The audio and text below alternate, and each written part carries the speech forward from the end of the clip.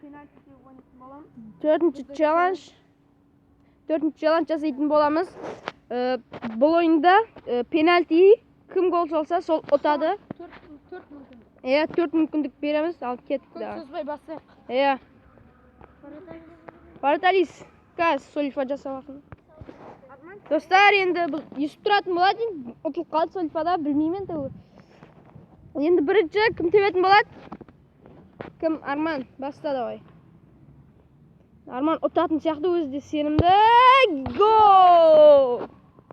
Армани! Қожа! Яда Мухаммед Салах! Кристиано! Жай тепсін бұған. Кристиано! Енді Мухаммед тебетін болады. Бұған жай тебу керек. Ой! Қайттан Арман тебетін болады, енді саласын үміттеміз тағы да. Арман екінші голды салатын сияқты. Болмай қалды, есіп қайтар енді Ашраф. Қат тебетін сияқты, қаш. Соғысқан. Гол! Штанкі! Мұхаммед тебеді енді. Гол! Қайттан Арман. Баста. Гол! Арман 2 гол салды. Мен бір. Кім? Ашрап әлі гол салған жоқ. Достар, енді Ашрап тебетін болады қайттан. Қат тебетін сияқты. Ашрап! 3-ші ретте гол саламады.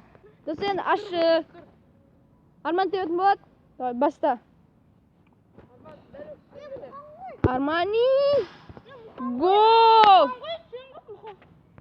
Достар, қателесіп қаппыз. Арман теп қойыпты, Мұхан еген. Мен тебеді, ұмытып қалды, енді қайттан. Қиысып кетті. Енді қайттан Арман тебетін болды, жаңа қателескен, енді қайттан жаңа гол сайламайды. Баста.